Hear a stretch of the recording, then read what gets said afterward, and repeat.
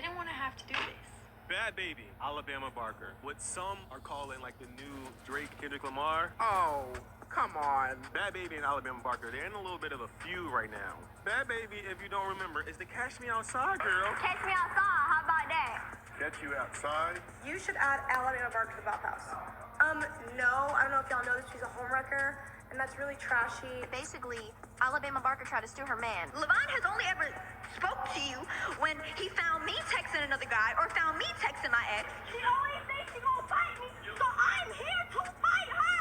No, none in the middle. None of this. I'm not cool with being put in the middle of all of this at all. So any verbs that keep going viral using my voice and all that, it's like, I didn't do it.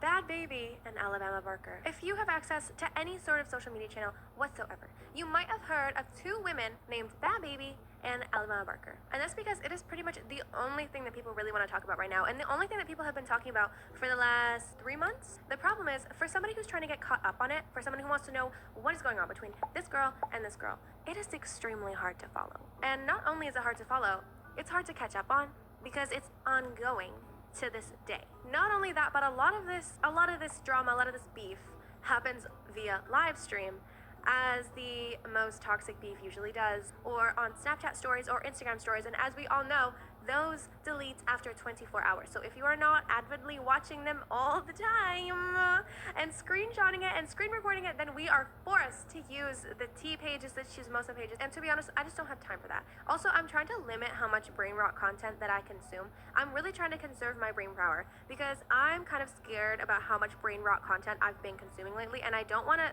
But like she only did that because she thought like they were like the same type of rapper, which they're not. You wake up every day and do your makeup. You do your makeup 12 to the mailbox. I don't got no makeup on right now. I don't wear no makeup every day. The other day I was at school and I heard somebody say, "You're such a skibbity toilet." But since I'm really nosy, I cooked up a super ultra sneaky, super ultra deep dive on everything that has happened A to Z from the first point until this very point at filming this regarding Alabama Barker and Bad Baby.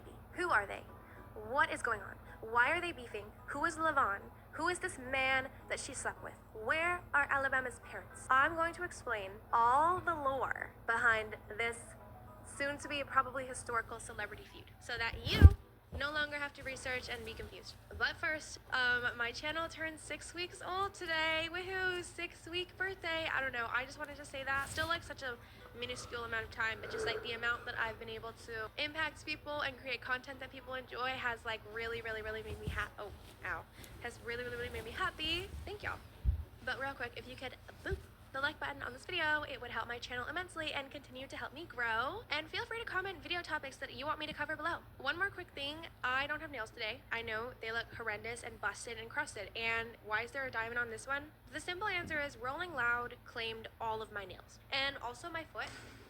Blame the Mosh, blame Ken Carson, blame Cardi. Those pits claimed my entire full set. We're being vulnerable today because it is one of my insecurities to have hot dog hands. So, vulnerable queens, unite.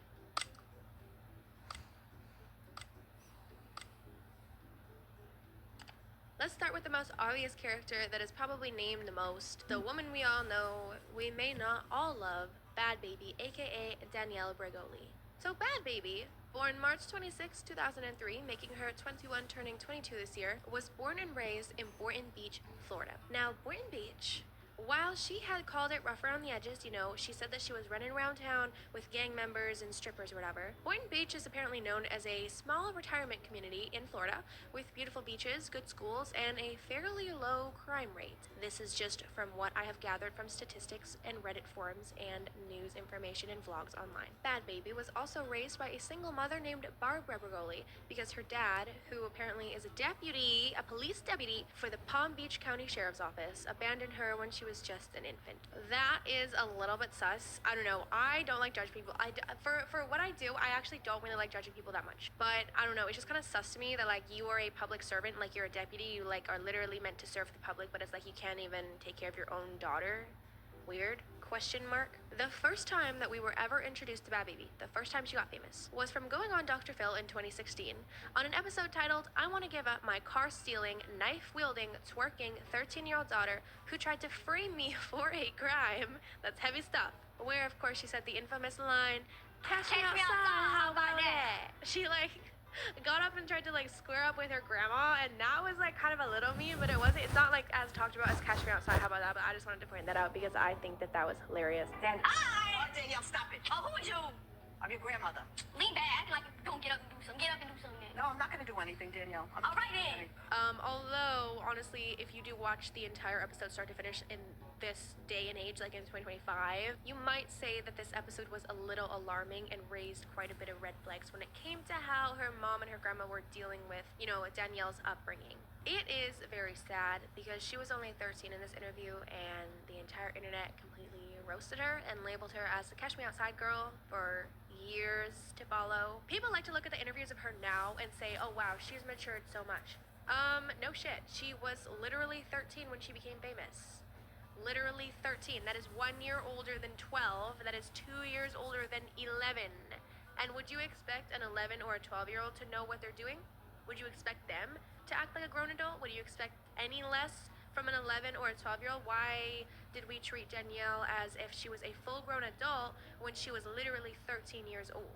If Catch Me Outside happened today, there would be an entirely different story surrounding the parenting style. Anyways, Dr. Phil sent her to a ranch, the ranch, called Turnabout Ranch, which is essentially just like a boot camp wilderness program, but it is known to treat people who go there literally worse than prisoners. You are denied basic necessities and placed in facilities where you're constantly bullied, rarely fed, and worked like a labor camp. By the time she got out of the ranch, she apparently didn't know how famous she had gotten. I know this isn't a fever dream. I will insert the clip if I can find the clip, but I swear to God, I know that this happened. As soon as she got out of the ranch, she told this story in an interview or something, where she went to Walmart with her mom, and she noticed there was a girl filming her. So she turned around, she confronted the girl, and she was like, why are you filming me? What are you filming me for? Whatever. She walks off with her mom, and then she notices everyone is filming her. People are staring at her, people are looking at her, and she said that was the moment that she realized, oh my God, I'm famous. Manifesting that for me. Manifest that for me, y'all. In January of 2017, she released a song called Catch Me Outside by DJ Suede, the Remix God. And 1 month later, in February of 2017, she aired her first Dr. Phil follow-up episode, but this time without the studio audience, because the first time she had a studio audience, she told them to catch her outside and called them all a bunch of hoes. Well, I guess what's good for you is I made you just like how Oprah made you. You were nothing before I came on this show.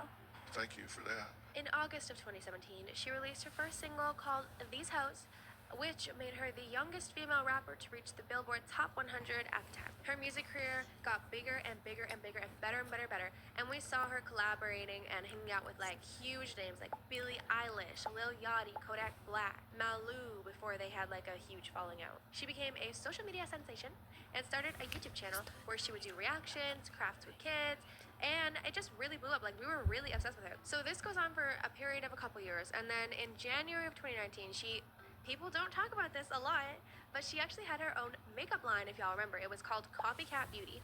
And Bad Baby's makeup line was dedicated to literally just duping big, well-known brands at the time. That's why, hence the name Copycat Beauty.